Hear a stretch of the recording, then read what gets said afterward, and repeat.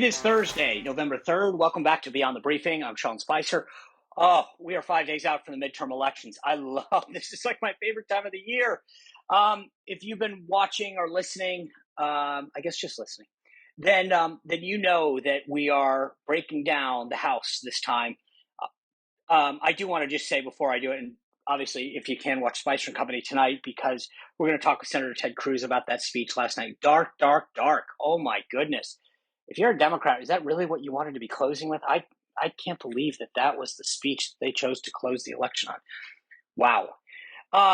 So much to get to. That's the beauty of having a show and a podcast. All right. I did the Senate on Monday. I want to get to the House. Here's what I want to just kind of, it's going to get a bit wonky. I apologize. But I want to make sure that as we head into these final few days, you have context. That's important.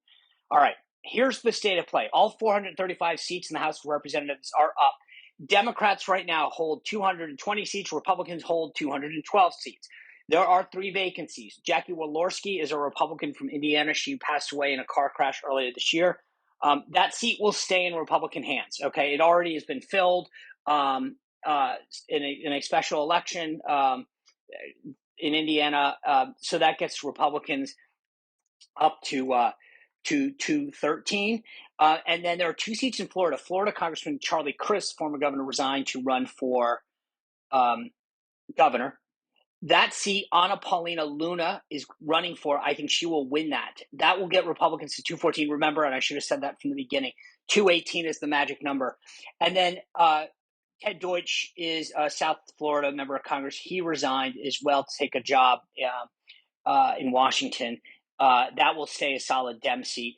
So that does not help the Republicans get any closer. So I kind of have the Republicans, if you will, going into this election at 214 seats. All right. That all being said, I want to make sure everyone understands this, because you're going to hear a lot on election night about a red wave, a red tsunami. Understand this. The first thing the media is going to do is talk about how many seats incumbent presidents lose in their first term. Let me give you some context. Reagan's first term, he lost 26 seats. In Bush 41's first term, he lost 8 seats. Clinton's first term in 1994, he lost 52 seats. Bush 43, W, he actually gained 8 seats. And yours truly was the director of a thing called incumbent retention at the National Republican Congressional Committee. That's another story for another day. He actually defied the odds there. It's only the second time in history that's happened. Obama, first term, 2010, lost 63. Trump actually lost 40 seats in his first term. Okay, so what? So Republicans are going to pick up seats, and then the media is going to go, oh my gosh, the red wave wasn't that big. They picked up, 20 seats. Okay, so what did I tell you? Think about this for a second. This is what's important. Write this one down. 214 is the number, right? So add 20 seats to that. Think about this. All the context that I just gave you, right? So if I said Republicans picked up 20 seats, and you go, wow, Reagan lost 26, Clinton lost 52, Obama lost 63, Trump lost 40. Wow, that wasn't that big of a night. No. That's not the way we can look at this, okay?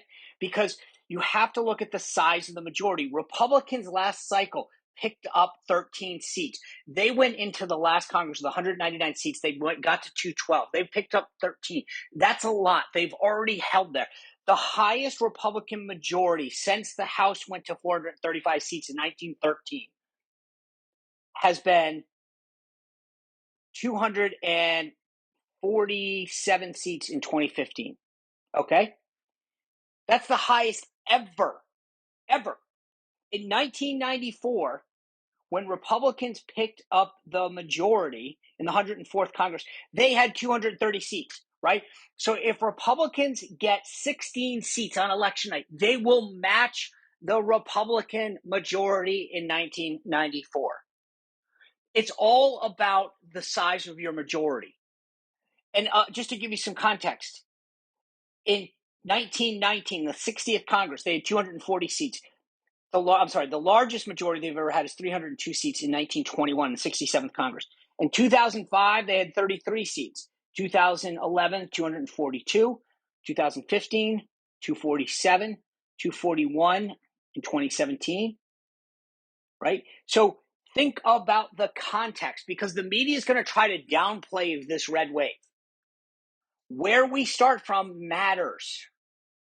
It's like scoring a touchdown from the 1 yard line versus running from your goal line, from, going the full 100 yards. Still a touchdown, but it does matter. Context matters. All right. So as I said, we need 218. We started 214. 5 incumbents are up for re-election. Okay. You've got Arizona 1, Dave Schweikert, California, and I think right now, the way things are going in Arizona, I think Schweikert's going to win re-election. I'll just save you this. All 5 Republican incumbents, in my opinion, are going to win re-election. California's 22nd district is David Valadao. He came back to Congress last cycle. He's run a really masterful re-election. He understands his district, even through redistricting. Same is true in California 17. Mike Garcia, Navy pilot, run pitch perfect as a member of Congress. Understands his district, understands his constituency, votes the way he should. Again, I'm not, if you're listening to this, you're like, oh, I don't like the way he voted on this or that, or he didn't vote for that. That's not what I'm here to tell you. I'm telling you whether the guy's going to win or lose. Okay, that's it. New Mexico 2, Yvette Harrell, same thing. She's run a fantastic race. I think, by the way, as a total side note, that we're going to win the New Mexico governor's race there. We have a chance to pick up another seat in New Mexico as well. That's another story. But all of these 5 incumbents. And then Steve Shabbat in Ohio's 1st district. By the way, I meant to say this, just so you understand, key piece. Ballotpedia is a site, and this is just because there's 435 seats. I had to find a way to make this easy. I had to find some site to do this podcast that didn't take 3 days. And they identified 37 seats that they kind of list as battlegrounds.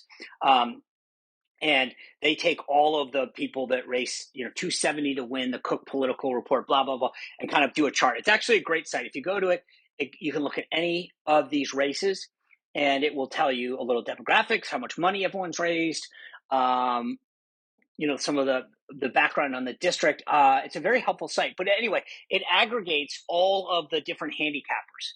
And I don't believe all these guys. I think some of them are idiots. But I had to find something as a basis to kind of run this down. Anyway, Ohio 1 is Steve Shabbat. I think he's going to win. Steve is run tough races over and over and over again.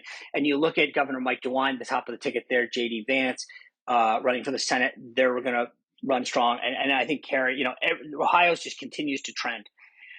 All right, now we go to, so again, we're stuck here at 214. We go into the open seats, and I want to start in California, 13th district. Both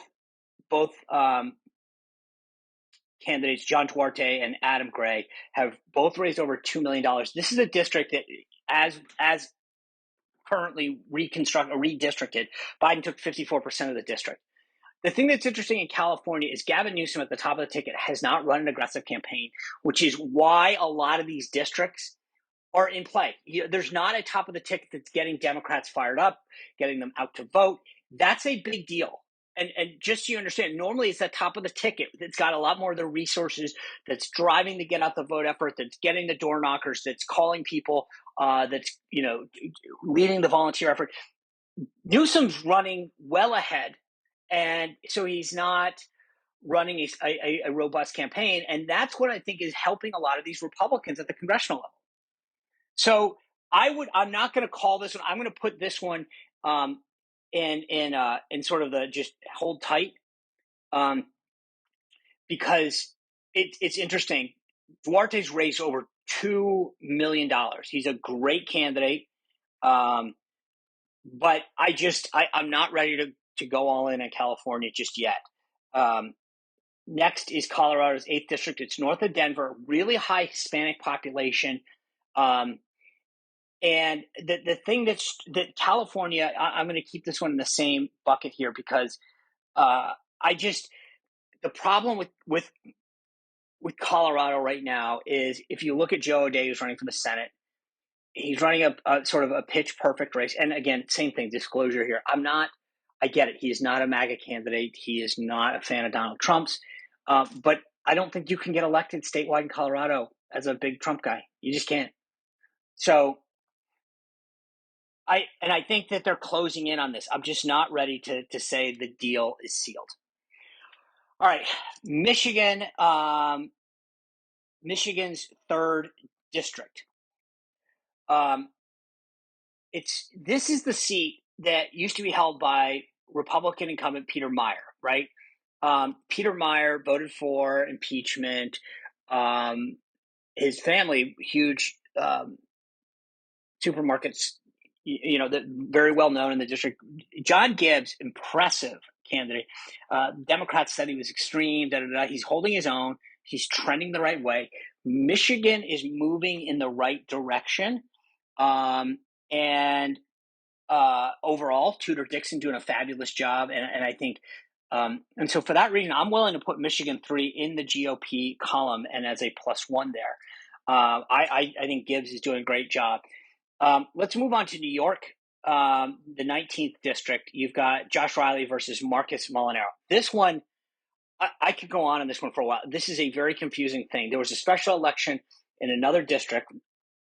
Molinaro lost to Pat Ryan in that district, 51-48, in a district that was Republican. I mean, it's way too much. Anyway, so he's running in now this 19th district because, remember, the lines were drawn. So that was to run in the old Congress, in the old districts. Now this is the redrawn district to include. It includes, if you're familiar with New York, it includes Ithaca and Binghamton, and it's got.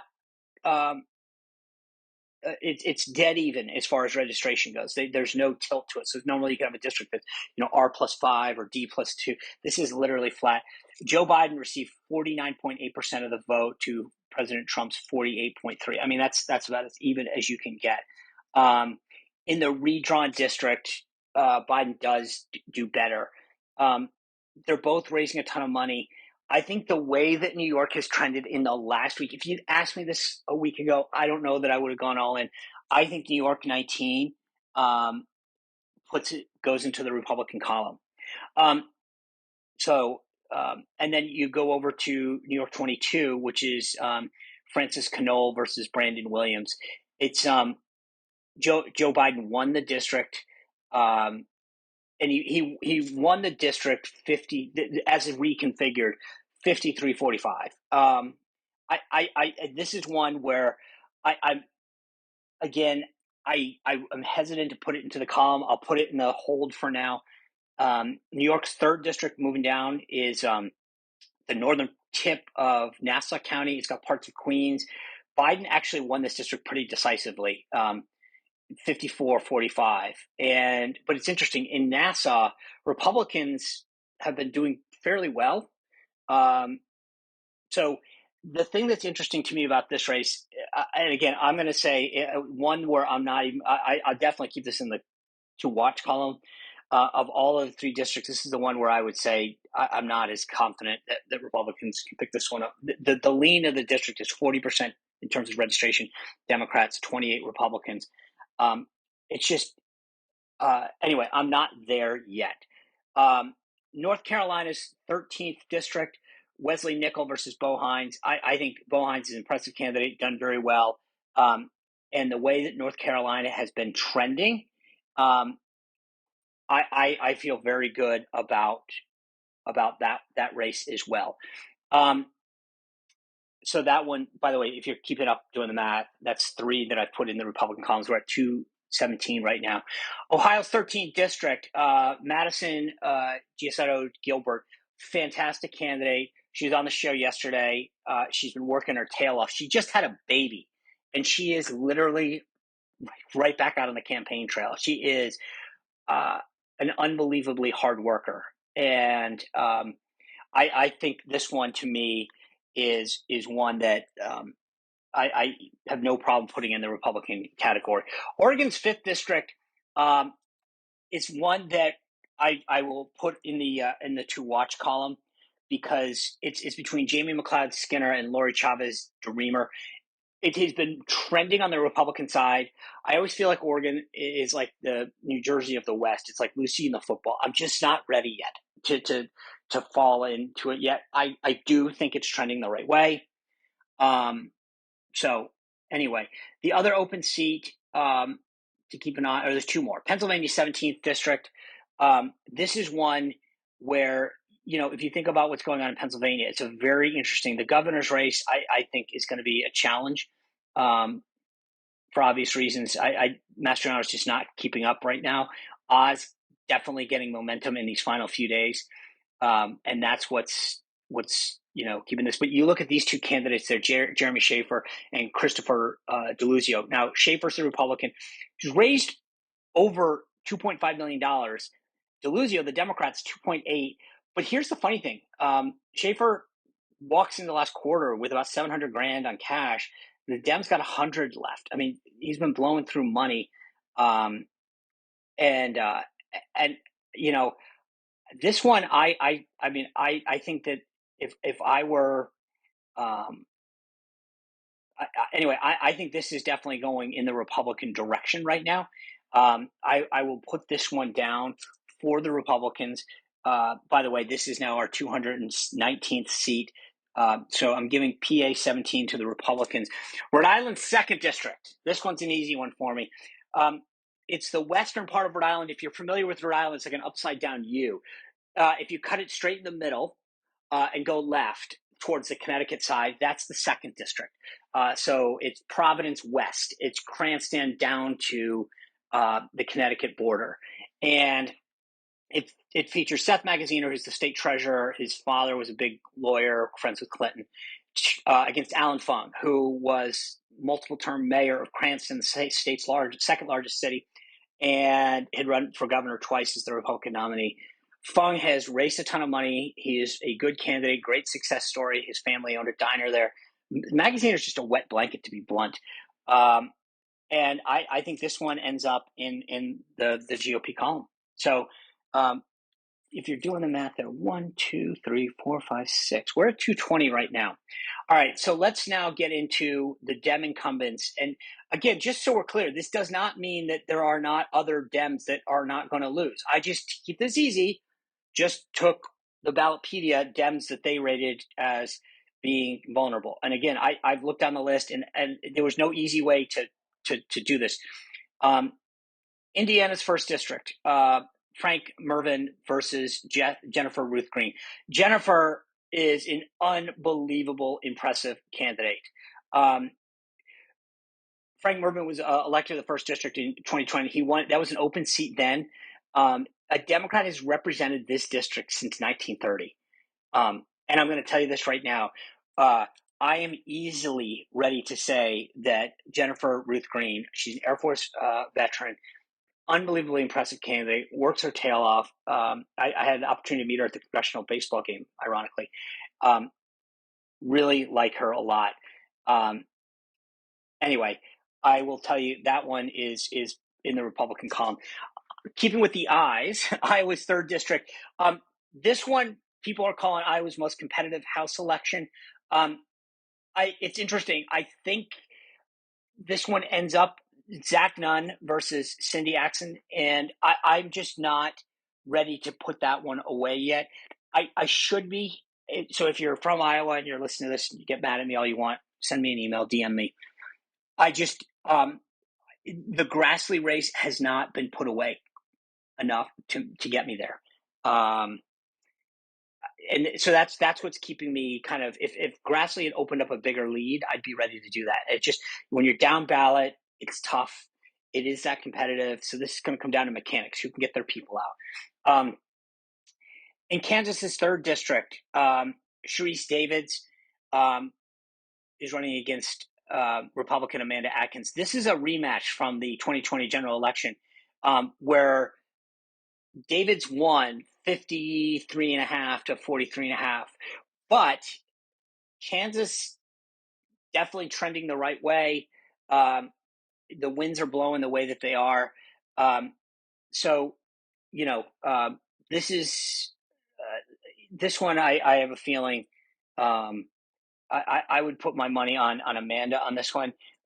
So Kansas 3 for the Republicans. Maine's 2nd district is an interesting race. Bruce Poliquin is the Republican. He is the former congressman. He's defeated by Jared Golden last cycle. Golden is obviously up for re-election. A lot of really parochial local issues in there. If you're a New Englander, lobsters. Lobsters are the big race. Golden took this donation from this woman who runs a group that hates lobsters, lobster fishermen, and how they operate. And you can't make this up. This is God's honest truth. The donation was for $666. 666, yeah. And Golden didn't give it back. I mean, I'll be honest with you. You're raising like $1 million or something. Like, why do you like? It's not worth keeping. Anyway, whatever. I think that this one, Maine's trending the right way. You've got former Governor Paul LePage, who is running for his old job, and so I think that he'll do very strong in this district. Paul LePage, obviously very well known, um, and um, and so I think this one ends up in this.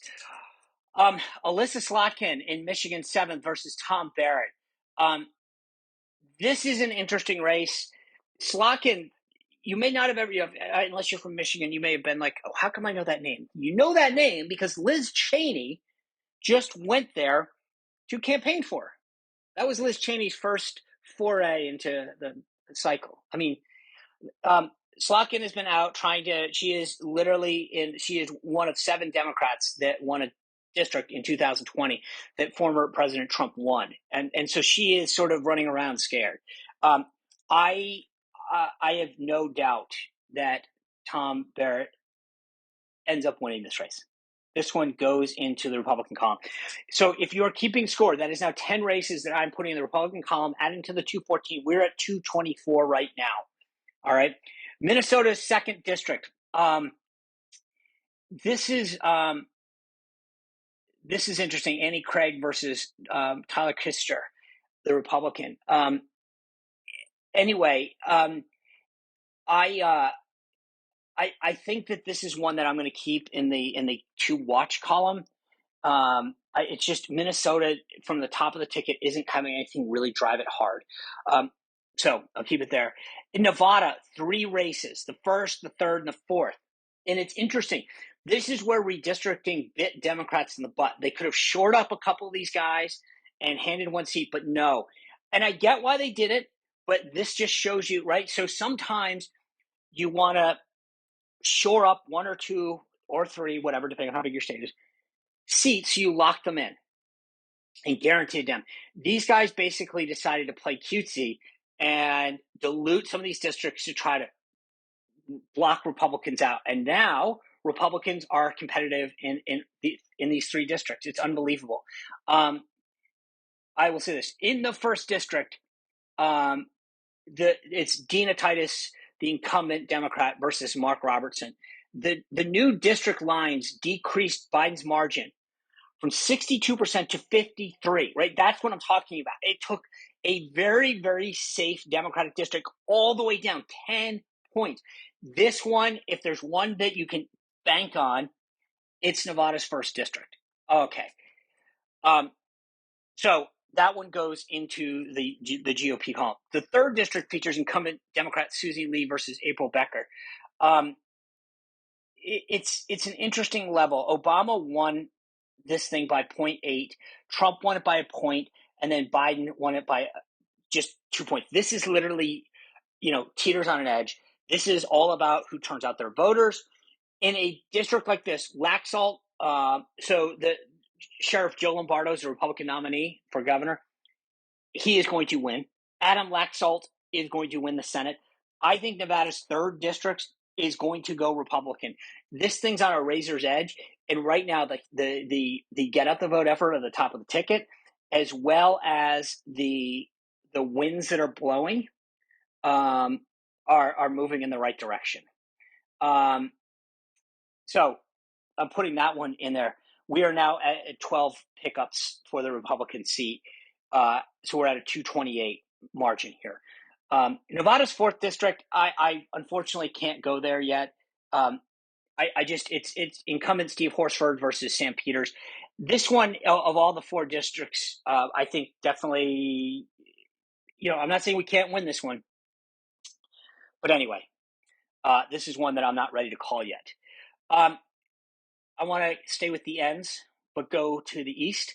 New Hampshire's 1st and 2nd district. The 1st district is incumbent Chris Pappas. He's facing off against Caroline Leavitt. Caroline was a press assistant in the Trump White House press office after I left. She worked for Kayleigh. She's very MAGA. She raised $3.1 million. I think she's 25. She's been on the show yesterday, the day before, 2 days ago, something like that. She's impressive. She is a ball of energy, works her tail off. And, I have just watched her grow through this cycle. The polls show that she is now up over Chris Pappas.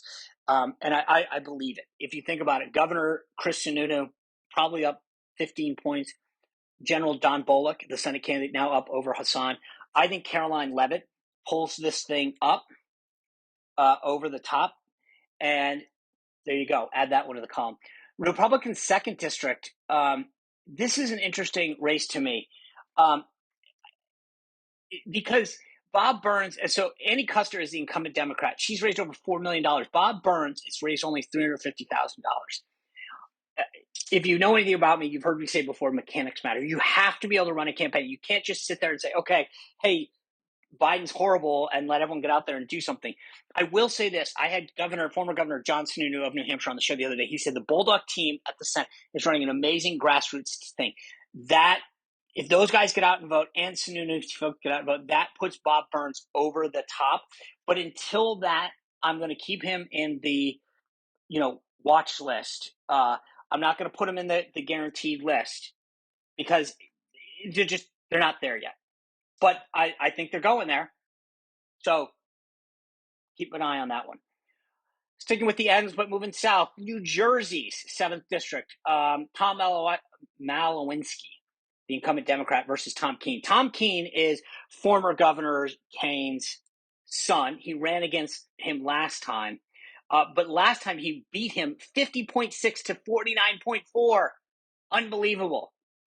The new district, as redistricted, narrowed Biden's margin to 4 points. It used to be 10, similar to what I was talking about in Nevada. So after redistricting, Biden won that district by 10 points. And still Kane came in that close, right? Now it's down to 4 points. This one goes Republican. New Jersey 7. That's in there. New York 18, Pat Ryan is technically the incumbent. I want to go back to that open seat that I mentioned again that Molinaro was running in.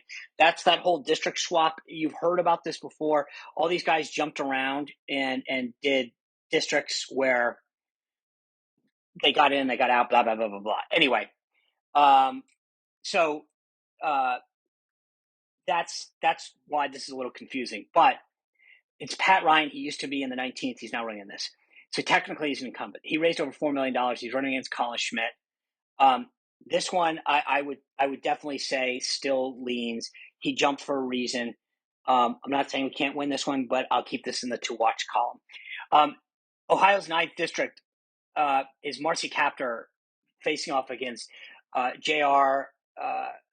Majeski. If you know anything about J.R., the headlines have come out. He has some issues with his military record that I can't honestly say I've kept up entirely with this one, but apparently he exaggerated or lied or misled or something with his military record. The NRCC, the National Republican Congressional Committee, completely pulled out. He has a bunch of issues. I can't say I've kept up with it. So if you're from Ohio and you know this district, don't get mad at me for saying, but Kaptur is an incumbent. She's raised a bunch of money. And I just don't see it. It's everybody has he is so I'm not ready. Again, not saying it can't in a wave election, just not there yet. In Pennsylvania's 7th district, Susie Wild, the incumbent Democrat, versus Lisa Scheller. This is going to be a nail biter.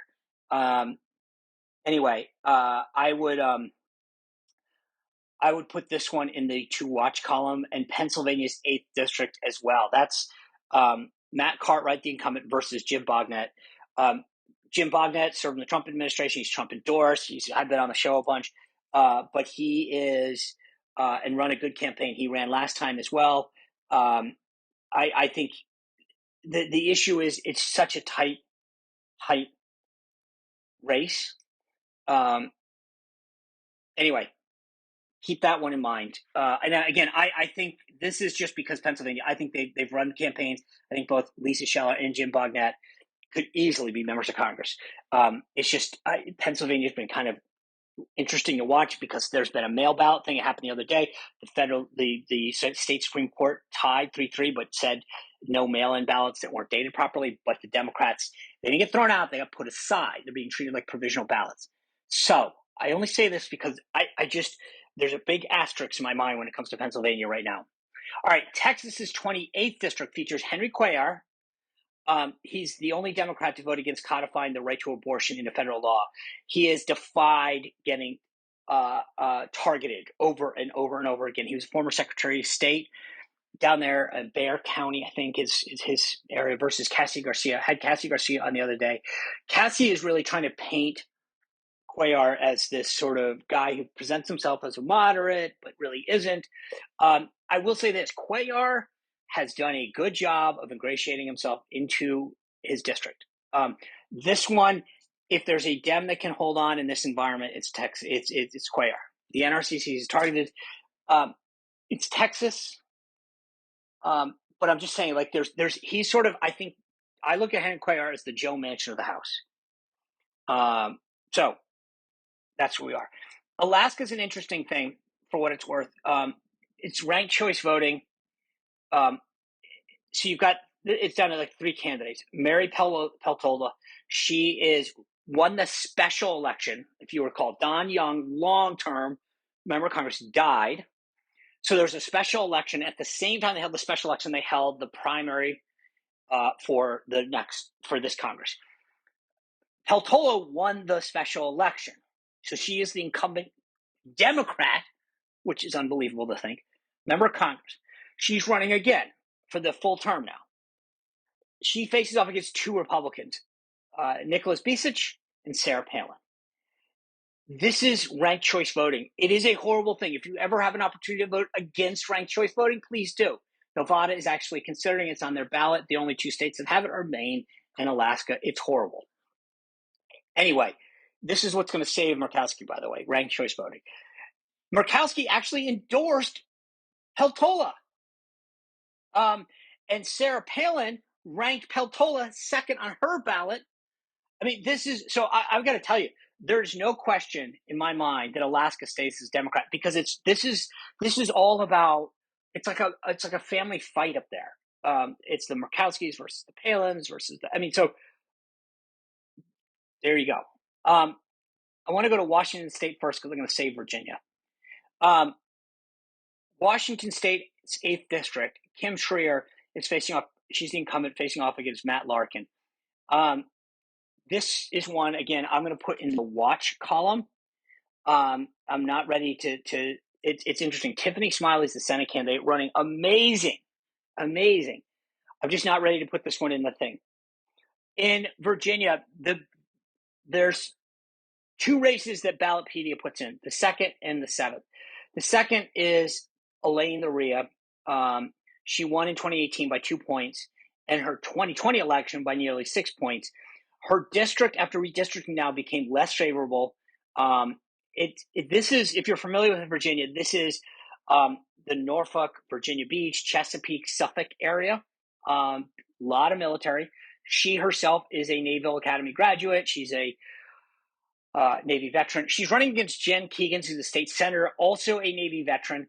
This one, I think, is going Republican. Elaine Luria has just wrapped her arms around the January 6th committee, and I was down in Norfolk. I was watching TV down there. It's just, I just don't. The winds are blowing such that that constituency, that district, it used to be represented by a Republican. Luria defeated him because of some ethical issues. So the natural shift for this district is to go back Republican. There we go. We are now at 229. Virginia's 7th district, Abigail Spanbauer is the incumbent. She's raised $8 million. She's running against a young woman named Yesli Vega. Very impressive biography. She's a sheriff's deputy.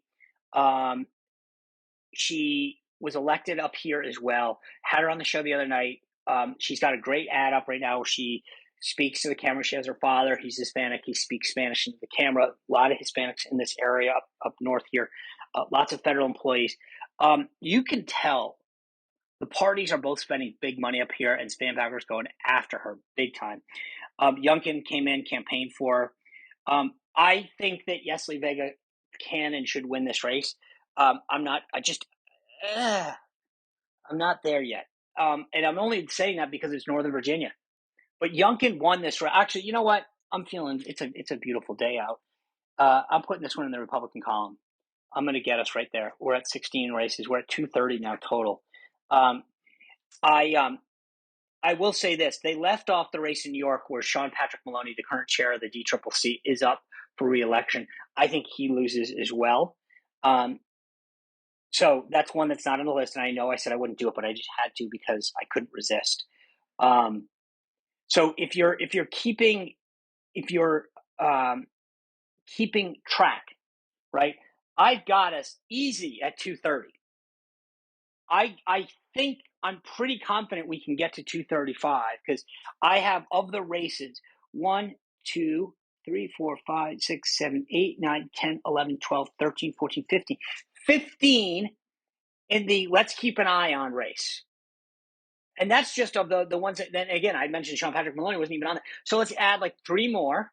That gets us 20. If Republicans shoot 1 for 4 out of that, add 5. So that gets us easily to 235. I mean, so just count on this. I think we're getting to 235. And again, go back to how I started this podcast. Historically speaking, that will make us one of the largest majorities for Republicans in the House. Context matters, folks. And don't let anyone on the media, in the legacy media, tell you otherwise. All right? So anyway, I hope you've enjoyed this. I've found it cathartic to get out there and talk about it. Anyway, let me know what you thought. DM me. Share this with folks. Anyway, I will see you next Monday. We're actually going to be up in New York. We've got a 2-hour special on Spicer & Company. So we'll be up in New York for the show. A lot of great guests all week, all election night. We're going to go 2 hours. We've got some amazing folks that are going to be tuning in, coming on. So you're not going to want to miss that. And again, please share this, rate it, review it, subscribe. Appreciate that. Take care. Have a great weekend. Oh, set those clocks back, by the way. Take care. Bye-bye.